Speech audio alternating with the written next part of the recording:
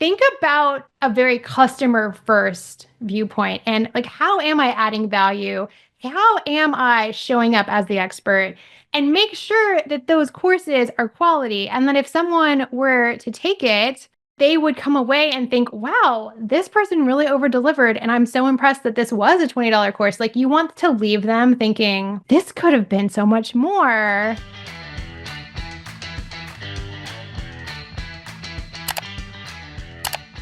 Hey, I'm Emily Reagan, and I train virtual assistants to be higher paid marketing assistants, the marketing freelancers who are behind the businesses helping grow audiences, nurture those audiences, and sell to those audiences. Here on this YouTube channel, I'm all about helping you get better with your services, get better at promoting yourself. And today we are talking about how to add a revenue stream into your income, which is selling your expertise on Udemy. If you like this video, hit subscribe and know that we have a full-length episode over on my podcast, The Marketing Freelancer. I have Elizabeth Hambleton here today. She is talking about how she sold 35,000 plus courses on Udemy. She is a branding expert who created Canva courses, and she's here to talk about how she built this thriving education brand, in addition to the freelance work she's doing. In full disclosure, she is one of our digital marketers Workgroup members. She's a unicorn in herself.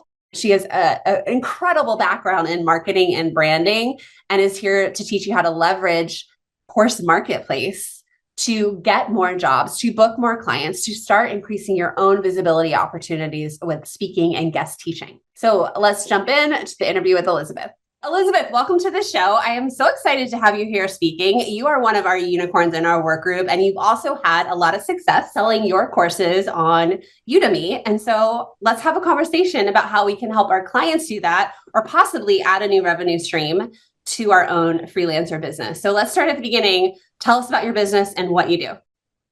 Hi, yeah, thanks so much for having me. My name is Elizabeth, and I do a lot of different things, as a lot of unicorns do. And I work in people's businesses as a consultant and a marketing specialist, helping them grow their courses and digital products. But I also thought, if I can do this for other people, I can do this for myself, right? So I have over 35,000 students worldwide in my Udemy courses. And I think Udemy is a cool, like, little best kept secret that more people should know about. So for anyone new, let's explain what that community is or what that platform is first. And then I also want to hear about how you started your business. Yeah, so Udemy is essentially, it's a course marketplace, and it's not the only one, but it is the largest one. Another popular one is Skillshare, though it has a very different demographic. It is significantly smaller. It's well known in the US, but its global footprint is much smaller. There are also a growing number of smaller versions of this idea, primarily out of India. There's so many. Some I think are very legit, some are less so. I would, you gotta like do your research on this, but Udemy is for sure the biggest market player. Okay, what is the difference between that one and Skillshare? Like, which one, me as a US marketer, is there one that I should look at first? Anyone listening to this show, my gut instinct is you are going to do better on Udemy because it is much more business focused. Skillshare is more craft, hobby, personal development focused, and they will take some kind of crossover courses like Canva that you could use to do your kids' birthday invitation or for business. They'll take some of that, but they don't take what I would call like true marketing as much. It's much more Udemy. Also, Udemy has a very extensive and currently growing business subscription where, for anyone who doesn't know about marketplaces, it's essentially like an Etsy or Amazon for courses. And the benefit of that is that it has built-in traffic, huge, like millions of users worldwide. It has all the same benefits and drawbacks of something like Etsy. There's more competition, but it also has all the hosting, all the customer service. All of that is built in for you. You don't have to do any of it. So all of these platforms have their own specialties, their own markets. I would say Udemy is thriving in what I would call sort of the second world markets, like Brazil, India, parts of Africa, Turkey. Places where people want to learn from Americans, but they're not necessarily people who would buy a like $3,000 higher ticket product from you. So I would say it has a lot of benefits. It definitely has some drawbacks too. It's not for everyone, but the marketplaces are essentially sites that have all of the hosting for you, and you're putting your course amongst others, and there is that competition, but you're benefiting from the traffic. Okay, I do want to talk about how we stand out there and how to sell more. But first, tell us, what courses are you selling and how does this tie into your current business? Yeah, well, it's interesting because my background is in branding and my business is called Bonjour Branding. And I did a lot of design work, especially in my earlier days. My focus was more design than it is currently, but I still love design. My first job was in an art museum. I'm an art major. So Oh, that visual side has always been something that I loved and had a passion for, and something where I think I had more of a unique market value compared to some other people. Like that was a skill set where I thrived. So some of my most popular courses are on Canva. And the cool thing about Udemy is that you can have essentially series of courses. So whether you teach something business or you just teach something for fun, like guitar, it doesn't have to just be like, oh, I have the one Canva course. I have one guitar course. It can be a series of courses like Canva for social media. I have one that's just on Canva websites because some people just want to learn how to build a website in Canva and how to host it and how to like add pages and all that stuff. And they don't really want all the other Canva for video, right? Like it can be niched down. And the good thing about that is that you can promote your new Canva courses to people who've already taken Canva courses from you. And you have this like built-in audience because they do allow you to have an email list on Udemy. Like there is restrictions. It's not like a regular email list, but I can email all 35,000 students when I have a new course and tell them, oh, this is my new course. You took this one. You might love this now. And that's how a lot of people start to build momentum, is that they become known for one topic or like one sort of general area. It doesn't have to be so narrow like Canva. It could be graphic design. It could be digital marketing. It could be all the skills you would need as a freelancer. So you can build up your portfolio over time. and you can see why that fits in so well to what we do as freelance marketers. I think about my first course, which was an iteration of the Unicorn Digital Marketing Assistant School, but it was me teaching, it started with SEO to my teammates so they knew how to export file names and have SEO in there and do the alt tags and the meta descriptions and like SEO 101. Obviously, that layers up, but it was what I had learned for bloggers and Pinterest. And so I know every single freelancer listening here has something you're doing or you're doing well that could transfer to teaching other people how to do it, which is exactly how I got here. Why I have a work group, why I have a course, why I have a podcast is like sharing the services. Right. I like that. I really want to hammer home how like specific you are there, because that's how we stand out. It's like the blue ocean strategy. So Canva for you worked really well. Okay. So I have so many questions about how to make it work there.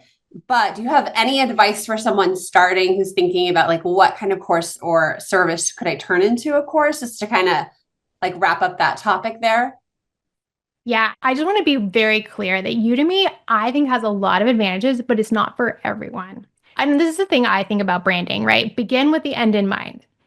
You have to get honest with yourself, because I think that we get sold this course creator dream of like, I'm going to have $1 million and it's all going to be take home money. Overnight. And I'm going to be by the pool and I'm going to, work 1 hour a week. And okay, guys, that's not happening. Anyone I know who's making really good money has a team and they're working pretty much full time. And I've worked in businesses where we were selling $1 million a month in courses, but that was a 36-person team. They had multiple salespeople. Like it was an engine. We were spending $800 a day in Facebook ads. Like it was not a casual lay by the pool experience by any means. So like the thing about courses is it can be passive, but once you scale it to a certain point, it is a lot of work. So be honest with yourself, because there's no right answer and there's no wrong answer. Would you rather have a much more passive revenue stream as part of a business or your whole business and have all the hosting and all of the customer service and all that stuff done for you kind of through the platform, but know that you are probably going to make less. Like, would you rather have a 5K month that's pretty chill? Or would you rather like hit the ground running, go for that 7-figure business, build that team, like do that thing? If you want that 7-figure business, I do not recommend that you put your course on Udemy because the prices are not as high as if you're selling it directly. And there are a few $1 million instructors on Udemy, but they are few and far between. So if you want that like huge scalable business with ads and like a team and the whole nine, I don't know that Udemy is for you. But if you want to add something more passive and you want something that like you can drop for months at a time and come back to and it still sells on its own and it's just like a very like either a chill income stream or something like if you're a mom and you want to be able to take the summer off, you can't do that in a big course business where you are running ads every day and like managing people, but you could on Udemy. You're just going to make less per sale and it's not going to be as scalable in the beginning at least. Okay. So I just wanted to mention that it's like you're giving up a little bit of price for ease. I think about when I had an agency and then I let everyone go. It was too hard to run. My husband deployed and I said, you can go off on your own. Just take the clients, go. And a couple of the ladies on my team said, no. Yeah. Right. We don't want to deal with overhead and invoicing and taxes and prospecting. And I was like, I respect that too. So I think that's like why some people like subcontracting. So this is such a good conversation to have too, because we're always looking for how can we almost double tap into our skills that we've earned. Mm-hmm. And so I think that this could be a very feasible stream for somebody who has experience and knows what they're doing in the online space and can teach others. So with that said, what are the price ranges of these courses? What are the courses like in length? Like, is there like a magic formula or is it a depends answer? It can depend. I lean more into shorter courses myself. I like a really tight scope, either in audience or in topic. So it's either like Canva for small business owners, like a tight audience, or it's Canva websites, like a really tight subject matter. So people know exactly what they're getting. There's a big demand for that. There are people on Udemy who do these like mega ultra masterclass type experiences where it's 25 hours of content, and those can sell, but the price point is generally the same regardless of the length. It's complicated, so we won't go into like the details, but essentially you do set the price of your own course, but it is in tiers. So you put a tier level for your course, and then almost no one pays that actual price because Udemy is a very coupon-based marketplace. You will get Americans in it or Canadians or people kind of maybe closer to who you are, but you will also get people all over the world. So the prices are adjusted in this complicated algorithm based on where the learner lives. In parts of Africa or India, they would sell it for a little less than they do maybe in Europe or the US. So essentially, you are not making as much. Also, one thing that makes a huge difference is if you sell the course through your own link, like you are promoting it on social media or whatever, you get 97% of the price. So almost all of it. If they sell the course for you to internal search traffic or they run ads, you get a smaller percentage of the sale price. So if you really wanted to hustle more and make a little bit more per course, you can be selling it. And I mean, at 3%, that is an amazing amount. Like that is such a tiny amount they're taking for the hosting and stuff. You would pay more to host on Kajabi or something like that. Yeah. Oh my gosh. That's like easily $200. I was thinking about like the email.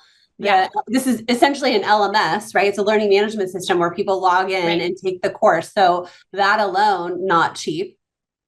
And they handle all the taxes. Like they direct deposit your money and you get one tax statement at the end of the year. So you're not trying to figure out like the taxes in Brazil and the taxes in Rwanda. And like, I don't even know how that would be. They I've handle, actually done research into that for a friend, and it opens up a huge can of worms, I'm like sure, with and the selling time. overseas. So all of that is covered. And there is a 30-day money back guarantee. So they pay out, I think, 60 days after the sale.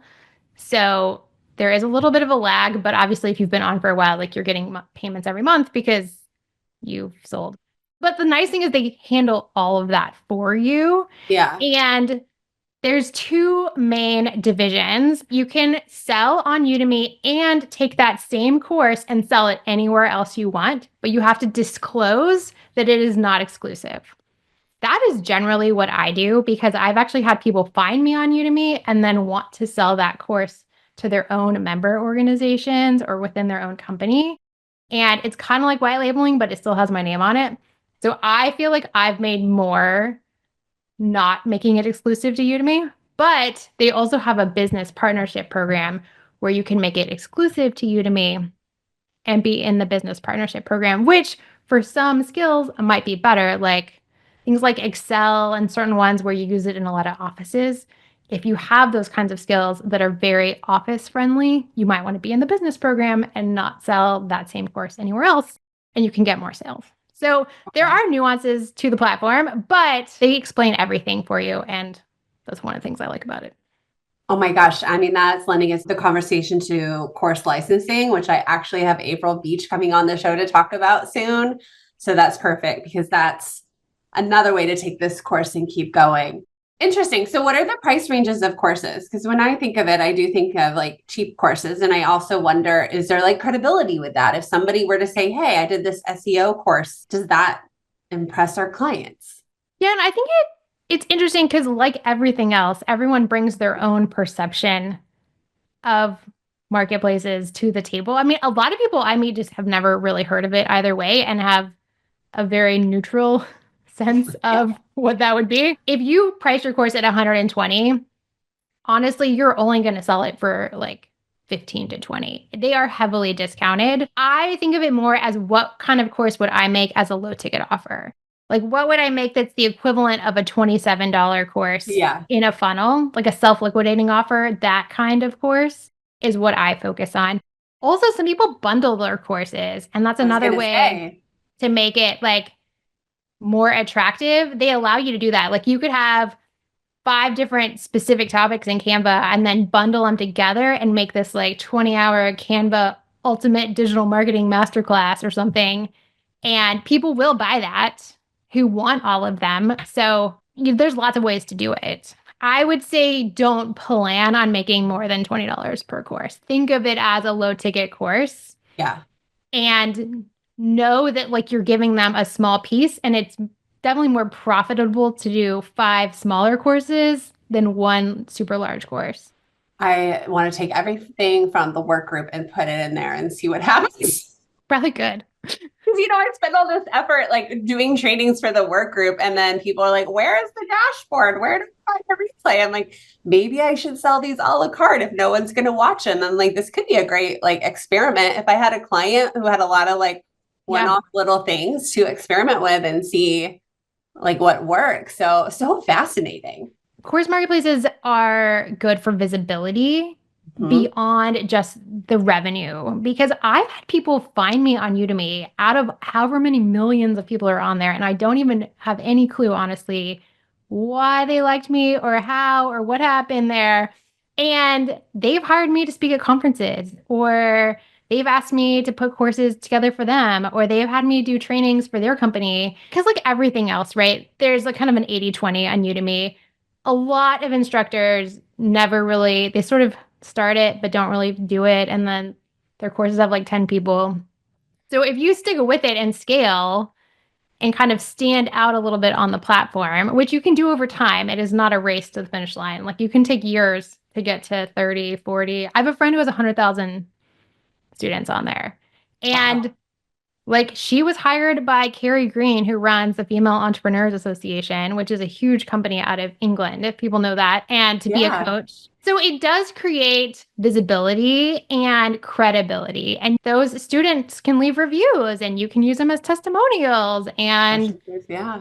so there's a lot there if you're brand new and you've never done a course before and you have no social proof, it's an easier way to get up and running quickly and get that social proof rather than trying to do some complicated like Kajabi or Thinkific setup, not knowing if you're going to ever sell anything. Yes. Like there's no money down on Udemy. You can join for free and post a course for free. They do review it for quality. And if they don't like the audio or whatever, they send it back to you and say, please fix this or that.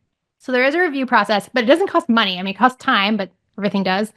So you can really like try out the course life, see if it's for you. And if it's not, like you haven't invested that much in the experience compared to these other things. And I love that I don't have to do hosting. Like this whole like lifetime guarantee, because I used to have a ClickFunnels and a Kajabi and like this complicated funnel and it was self-liquidating and there were order bumps and there were like the whole bit. I've done it all.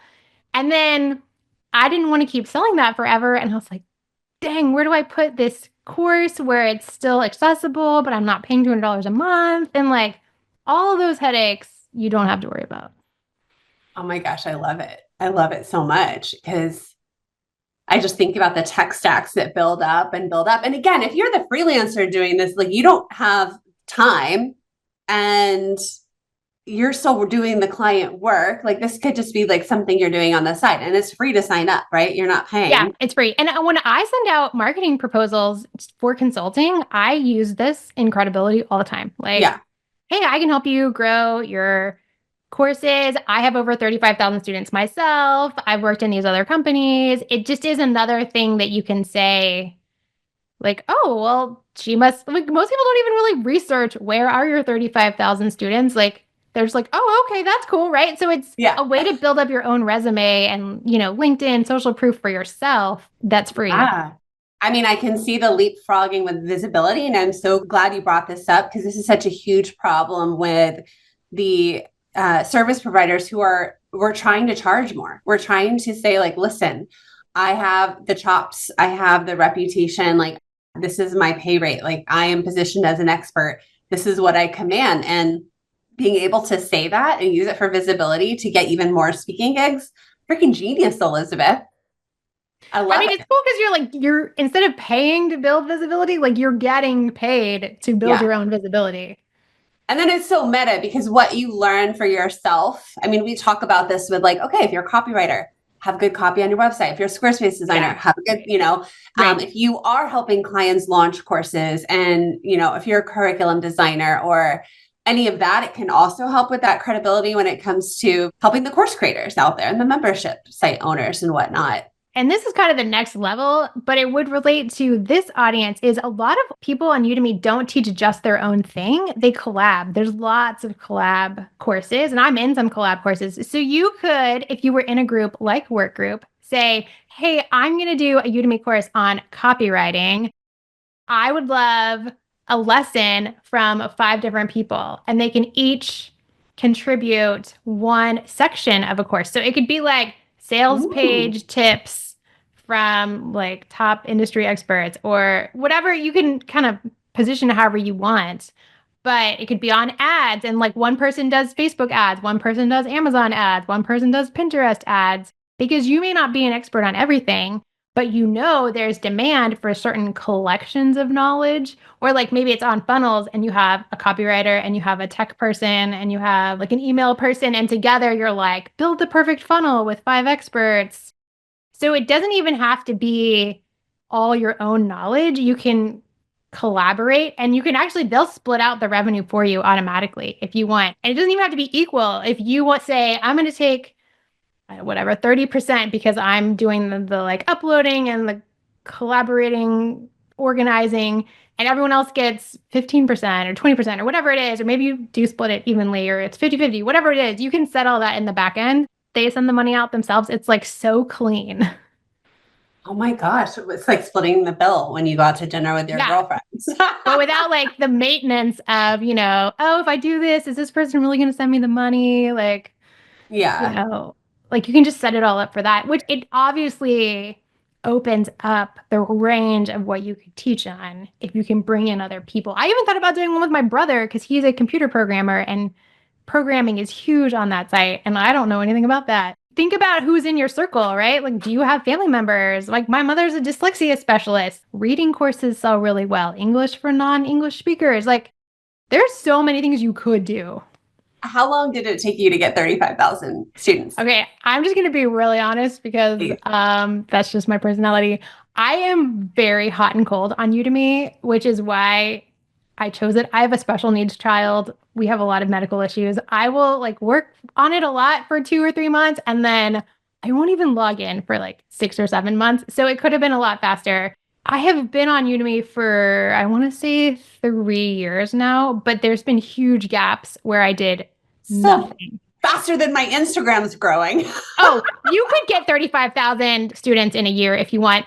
The main thing about Udemy is that it's a quantity game of you're not going to get that with one course very often unless you're like the first person to chat GPT. Like market trends are important and they post all that data.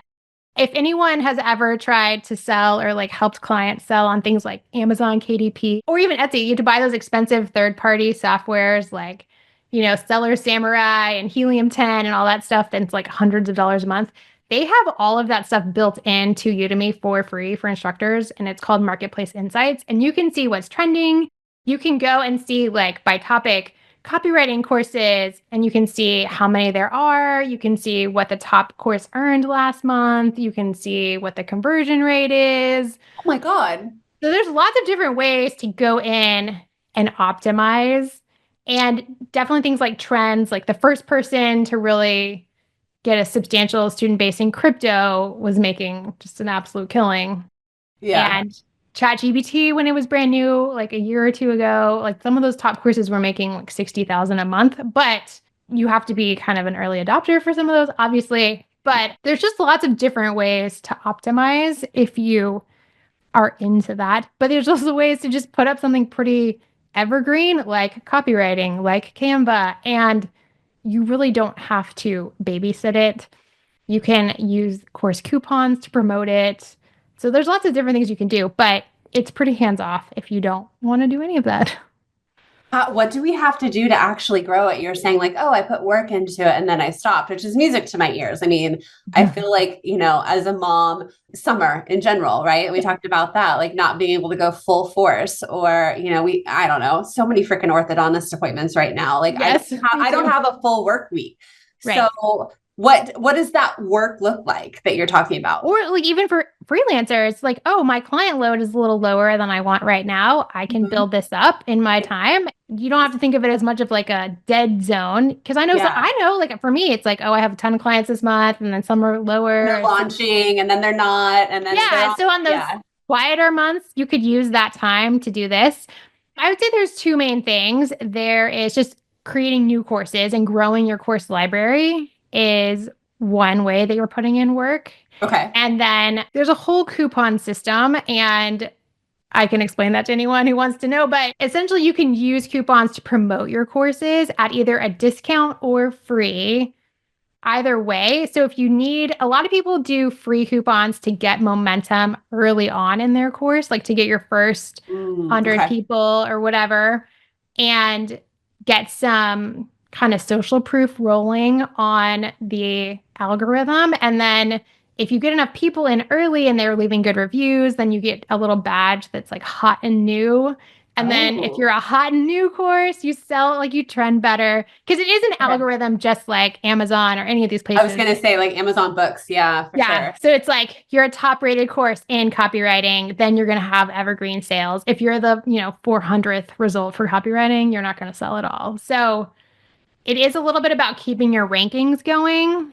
The more you have new students coming in who are leaving reviews, the more you're going to stay higher in the ranking. You can also just like refresh your sales page, which they have a sales page built in, and you just put in your copy and everything. But it does say the course like was last updated on, it'll say the month and the year. So like 1/25, which that's also a whole nother strategy, is just finding really popular courses that are still selling that haven't been updated in years. I was looking the other day, the top one for proofreading hasn't been updated in 4 years. So Some of Mm, those courses are easier to unseat as like the top one because you know this person's not maintaining anymore.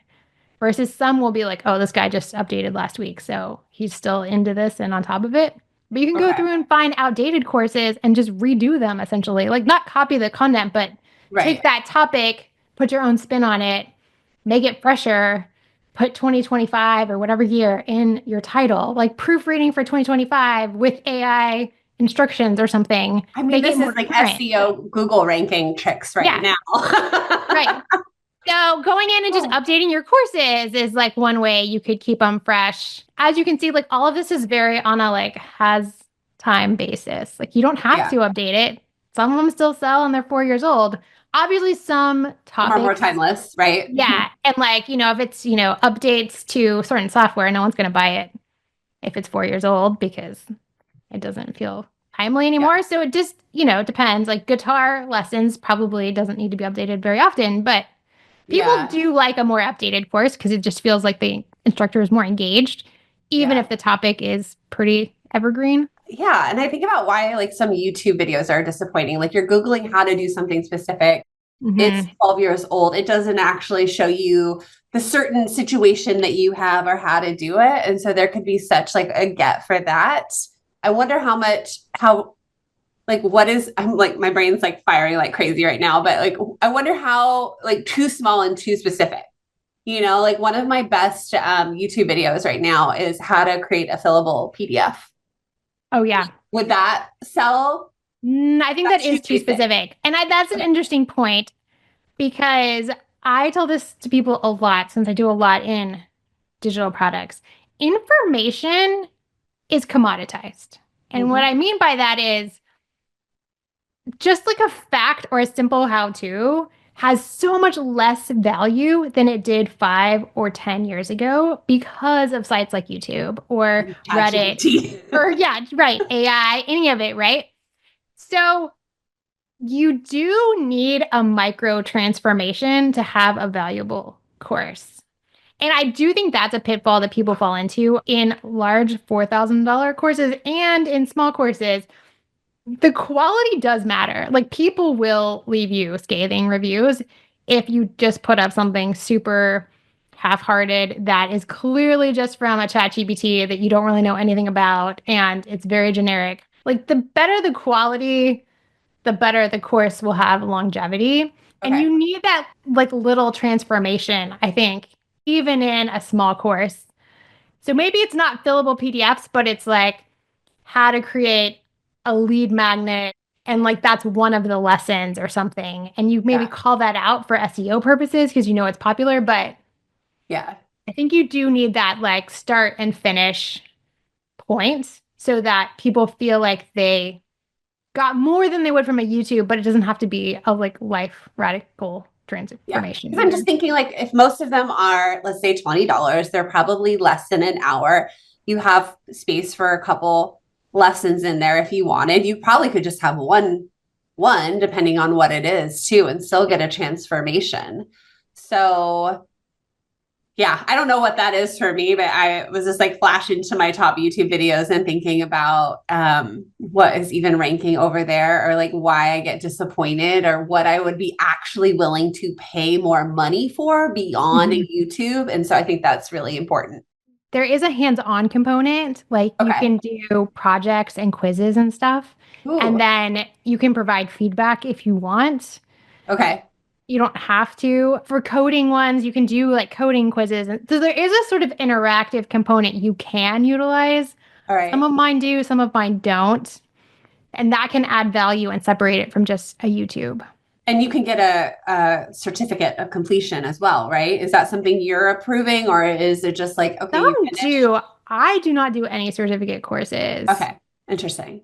Yeah, because I've seen some people like come to us in the work group and we I always know. are like, what programs have you taken before? And usually people are like, I wish I would have met you before I signed up for that stupid VA course. But I am starting to see more like digital marketing. And I'm like, well, Yes. what is that? What does that even mean? Like that's such Hmm. a broad topic. And I can tell it's a Udemy course. So I'm just kind of wondering like what that credibility point is. Okay, I want to go back to, and I just really want to hammer this home, like leveraging the marketplace for you getting clients, speaking opportunities, and new clients? Is there anything we need to bake into our profile or our lessons or our follow up to make that jump to getting booked out for those like higher visibility, more authority places? Like, is there anything that like a newbie should just start right away doing so we can have it pay off in a year or two or three?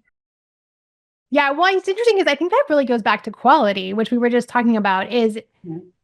don't think about it as, oh, this is only worth 17 US dollars or this is worth 20 US dollars. Because also, I think we need to have, well, this is just sort of my worldview, but like compassion on the fact that 20 US dollars is a lot more to the people paying it. Like some people who are buying these courses, that's actually like a significant investment for them. And think about a very customer first viewpoint and like, how am I adding value? How am I showing up as the expert? And make sure that those courses are quality. And then if someone were to take it and they would come away and think, wow, this person really over delivered. And I'm so impressed that this was a $20 course. Like, you want to leave them thinking, this could have been so much more.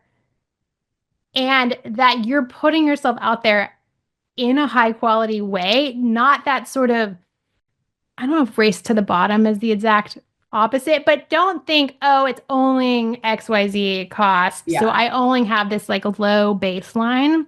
I think like you want low to be effort. putting out content that you're proud of and that represents the caliber of the expert and person that you are, because it's out in the world and you don't even know who is finding it.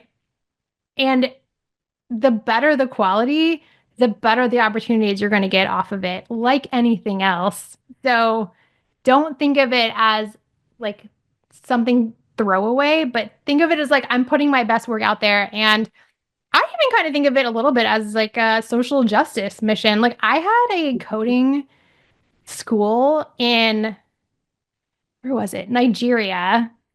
Find me on LinkedIn and ask if they could get a coupon for one of their instructors, because they taught like orphans in Nigeria how to get off the streets with like more modern skill sets. And I was like, yeah, I mean, I don't know. I don't think it was a scam. They sent me like all their stuff and their website and like this whole thing on like how they were legitimate. And I was like, you can have any of my courses for free. Just tell me which ones you want and I will send you coupons and Oh my gosh. all of you can have it, because it's like it's $10 for me. Like, it's fine. And if you are seriously teaching orphans in Nigeria how to stay safe on the streets, like, more power to you. That is an amazing calling. So, like, think of it as giving knowledge to people who need it and knowing that if you give generously, I do think opportunities will come back to you. Oh my God, that's like the whole nature of my business and why I even started helping people, like to empower them to go make their own money and do their own thing. So that was beautiful. To switch it into marketing and business, how can we make sure we get those glowing reviews and those testimonials? Is there like a secret trick within that system? I don't think there's a trick. A lot of people take a lot of courses. I do think you need to be on camera somewhere. That's a Okay. controversial viewpoint. I do not record most of my lessons with camera just because I like to be able to switch them out later, because it is a long game course. If I do a Canva course and then they change, how you take the background out or how the layers work, I want to be able to just slot in a new lesson, even if my hair is shorter or like I've gone gray or whatever's happened in my life. Like, I like 20 that. pounds skinnier. Yeah. But I do like to do a few lessons with face to camera because I think people do like that personal connection Mhm. and to really have a picture of who they are teaching. So I think it's important that you do some. I know people who do entire courses with nothing, like no face to camera. I don't know that that creates the same loyalty for you as an Right. instructor.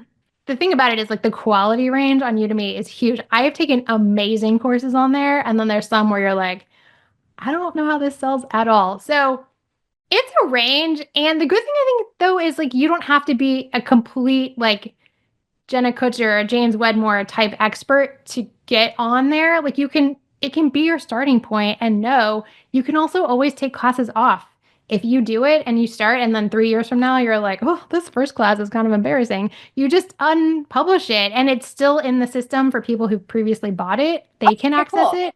But like you can take it off of the marketplace for selling, or if like the software closes, or who knows, right? Like stuff happens. Maybe Mhm. this certain strategy isn't as applicable anymore, or like, Meta ads changed again. yeah, right, whatever it is, like you can take stuff off too. So it's Okay. not like you've given your soul to them. So you can always take it off and then, or take it down and rework it and then put it back up. So you have some flexibility around all of that. But I would just say that think about putting your best work out there and knowing that it's going to live there a long time. And the more you can show up genuinely, there is one bonus lesson at the end of each course. You're not allowed to promote throughout the course because they don't want it to just be like a I was sales going to ask pitch. this question next. Yeah. So at the very, you're allowed one bonus lesson, and how almost everyone does it is a PDF download that has links like affiliate links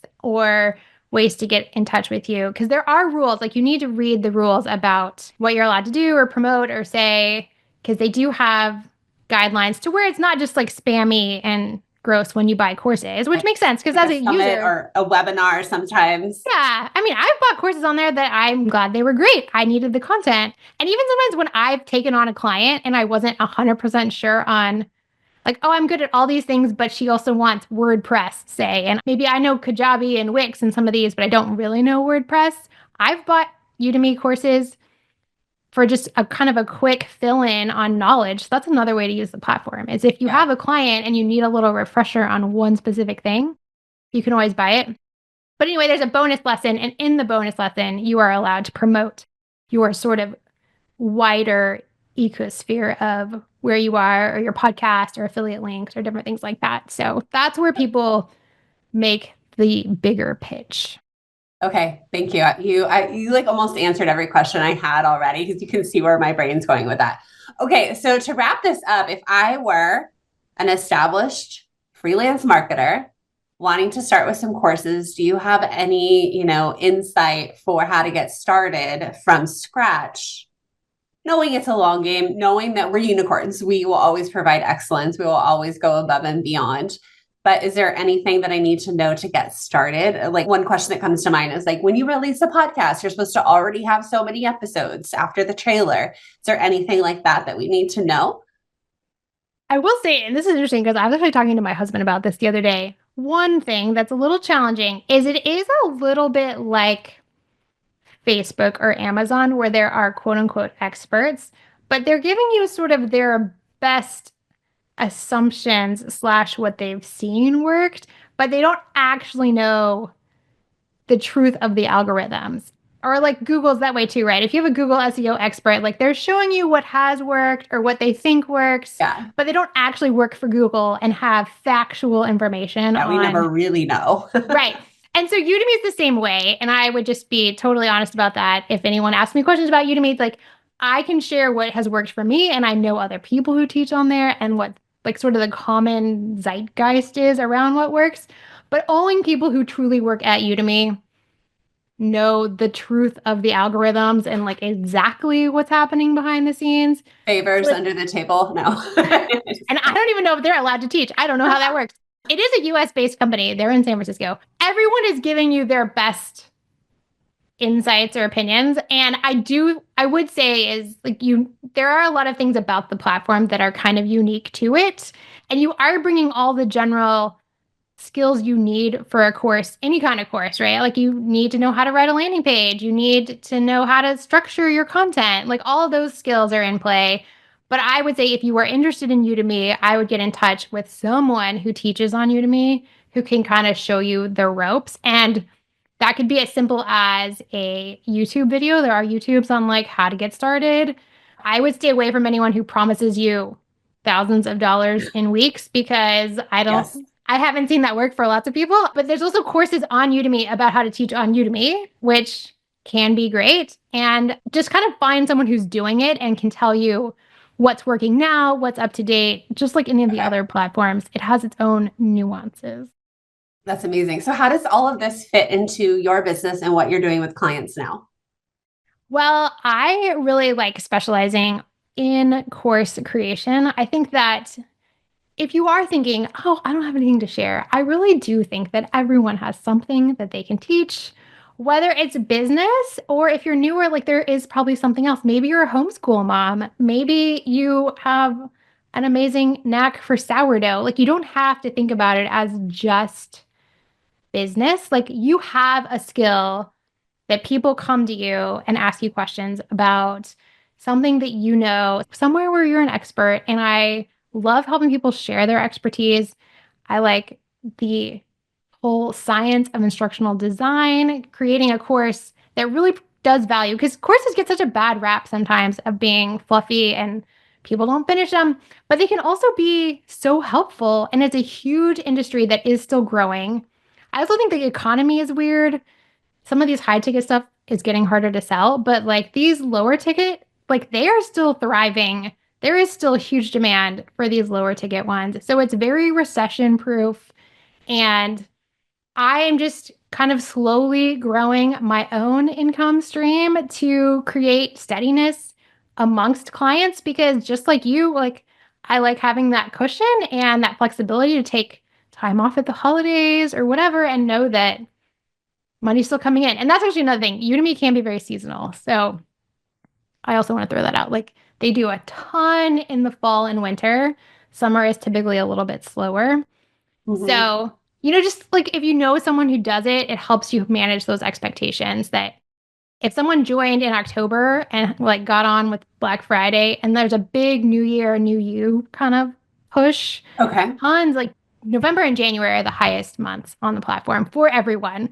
So like someone might have joined in October and been like, my first 5 months on Udemy, I made XYZ. And then you might have a different experience if you joined in May, but it's not that you're doing it wrong. It's just that the platform sells a lot more collectively in certain parts of the year. So, like knowledge is power. And the more you know about it, the better you can manage your expectations and create the results that you're looking for. Yeah, it is managing those expectations. What we do in the online space, like you said, we have all these promises out there, all the passive income streams. And I Yeah. was just telling my friend the other day that like even that's like becoming old news, like that used to sell and make Oh, people, yeah. millions. And that's not even working because we see, oh my gosh, there's so much to unpack there, but Oh, it's and someone if it's just right. kind of spammy and you're like, all these like weird YouTube ads where it's like, I made Yeah. $7,000 a day with AI. And you're like, Yeah. what? Oh my God. But there's also this thing for the freelancer or the person who's at work in a 9 to 5 right now, starting their own side business. And like this could be like a quiet little corner Yes. to get going. Like I can see that working for a lot of my listeners who tell me, like, I don't want my job to know I'm doing this. Yeah. So I feel like it can get you out there doing the marketing and doing the work. And I mean, I like the street cred. When you told me you had 35,000 subscribers, like my mind or students, my mind just like, I mean, I was so impressed by that. And I think about, yeah, like Elizabeth knows what she's talking about. She's done that. And now I trust her for branding or for the help I need in my own business for launching my course or, like it all comes Right. together beautifully. It's such a good way to get that hands-on practice. So thank you for sharing this. I'm so glad we had this conversation and talk about, I just want to help more people make more money, very realistic and use their good to make a better world. And maybe my next course is how to play Mahjong. Yeah. I don't Totally. know. I would take that. I want to learn. That's actually a great example of like, Everyone keeps telling me they want to learn. I'm like, it is right. such a complicated game Right. and there's like different rules. I'm like, maybe I should do that. And just Yeah. like, you know what? I actually had a conversation, let me tell you something, with a very big name.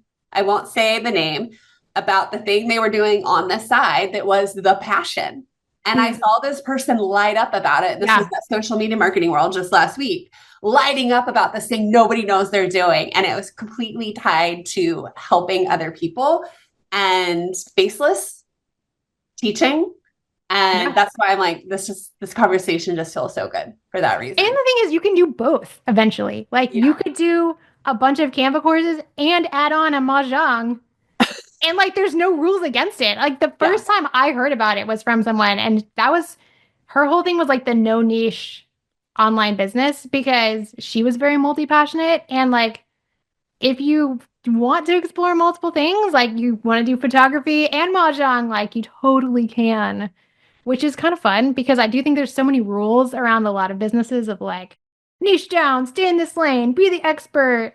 This is a lot more forgiving. You can also try things out and be like, did I like it? Maybe not. Maybe did. Yeah. Who knows? Yeah. I like as a user, you're like, oh, I can test this out and see if I like it and not spend a whole lot of money, like do maybe Yeah. I want to dabble in ads or I like YouTube ads, LinkedIn ads are all very hot right now. Like if you could get in on that and there's not a lot of, updated courses. So, okay, a little bit of a lightning round. What's the last course that you bought? Oh, I just bought one on instructional design because I want to get more into the science of how to make a great course and like the models. Because I see so many people where I work in their business where they are knowledgeable coaches and experts, but they have a hard time translating that into a really cohesive and intuitive course. So I'm learning more on that side. Okay, well, we need to talk. I just hired somebody for my client to work with an instructional designer. He's having that problem. And I Mhm. have nothing to sell right now because he's It's stuck common. and it's just kind of gone beyond what I can do and the scope of our agreement anyway. And so knowing you do that is just amazing. But yeah, I think that's how people are going to stand out in this economy. I agree. We're, And in the world where there are more and more courses, like quality will rise to the top.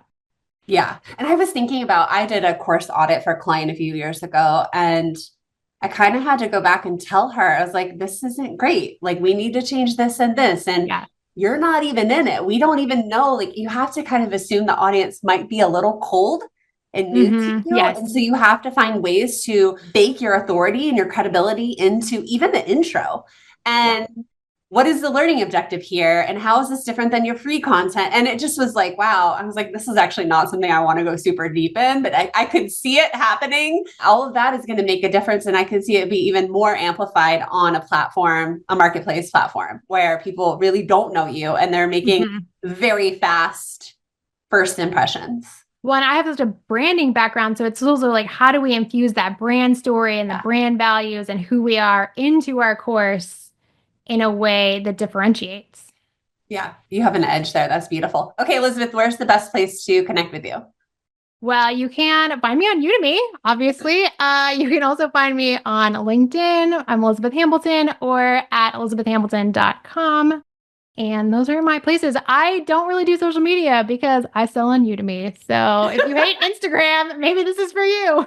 Everybody who's like, I hate social is like, okay, we'll go sign up for our account now. And of course, like if you guys have questions about coupons, courses, if your client needs help getting up on getting their course built, getting their course loaded into the right learning management system or building a Udemy audience. I like that because it's like not the pressure of social. It's like, okay, this quiet little Right.